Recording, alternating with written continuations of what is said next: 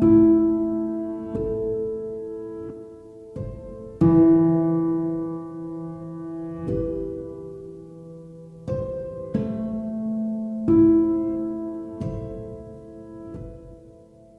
everyone, welcome back to my channel, or welcome if you're new here.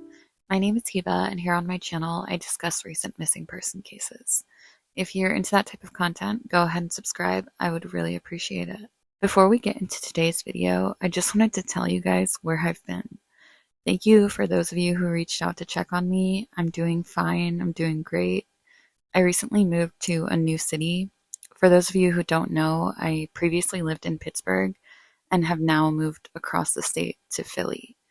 I know I have some subscribers here, so that's awesome.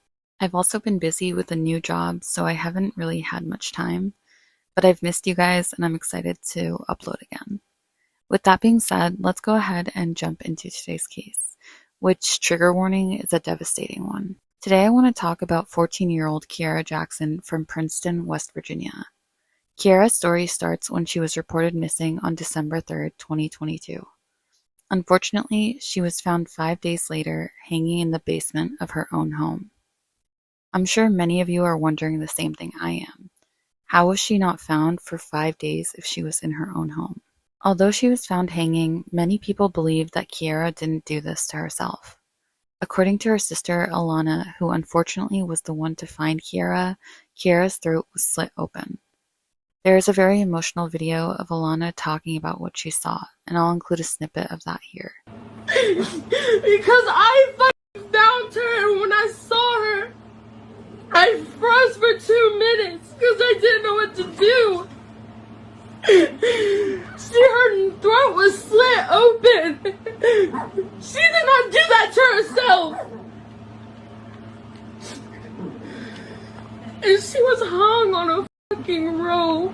As you heard, Alana and many others don't think that Kiara did this to herself. So what happened? The day before Kiara was reported missing, her mom's boyfriend, Roderick Neal, was arrested for domestic battery. A lot of people think that this incident, along with other findings, may have something to do with Kiara's death. So let me tell you what happened. According to the police report, Roderick had punched Kiara's mother, Sarah Mullins, in the face. But there's more to the story. The altercation started because Roderick's cell phone was missing, so he and Sarah were arguing back and forth. Kiara's younger brother heard the arguing and told them to stop, which resulted in a face-off between Roderick and the younger brother.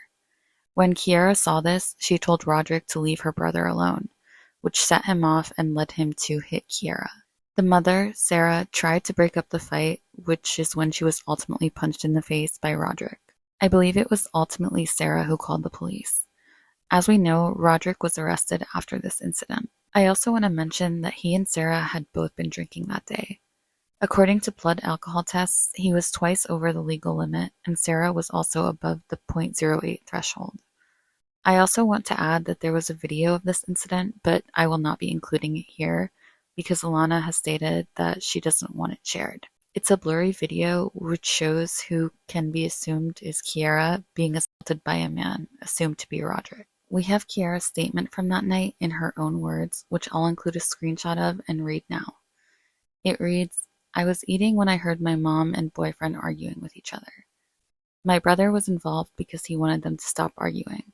I walk upstairs to see what was happening, then I see Roderick buck on my brother like he was a grown man, and I told him to leave him alone. Then he started yelling at me and we started arguing, and then he started punching me after I said to get away from me and my brother.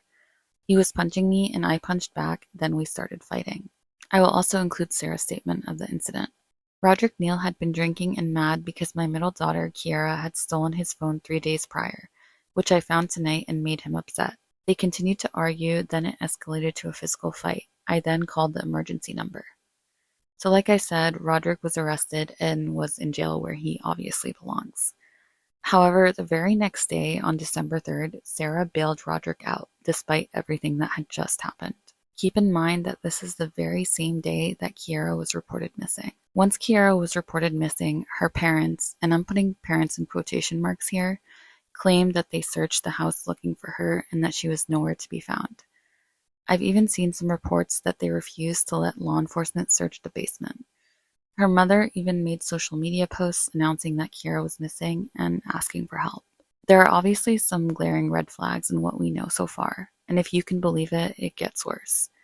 Apparently, Kiara kept a journal at school. I believe the journal was found after Kiara was located deceased. In the journal, Kiara revealed that her stepfather, Roderick Neal, had been molesting her for the past 3 years. I'm not sure if the mother, Sarah, knew about this, but it's sickening either way. There are even rumors going around that Kiara was pregnant and that it was Roderick's. It's not confirmed, but sources state that on December 3rd, the day Kiara disappeared, Sarah, her mother, allegedly found Kiara's pregnancy test. It honestly makes me sick to my stomach. Once the autopsy is completed, we should know for sure whether Kiara was pregnant at the time of her death. Now that we have all this background, what happened to Kiara on December 3rd? The most obvious answer is that Roderick and possibly Sarah did something to Kiara and then staged the scene. Maybe Roderick was angry about being arrested or still mad about the incident from the day before and took it out on Kiara. Contrary to what he says, we know that he has no problem hitting women or children. If you recall, Alana stated that Kiara's throat had been slit. If that's true, it's not likely that she did that to herself. The only reason I say if that's true is not because I doubt Alana or think that she's lying or anything. It's just that Kiara wasn't found for 5 days, and a lot happens to a body in that time in terms of decomposition, bruising, etc. If this is truly what happened though, I think both Roderick and Sarah should rot in prison for the rest of their lives. Even if Sarah wasn't directly involved but knew about it, she should be held responsible. Another possibility is that Kiara did this to herself.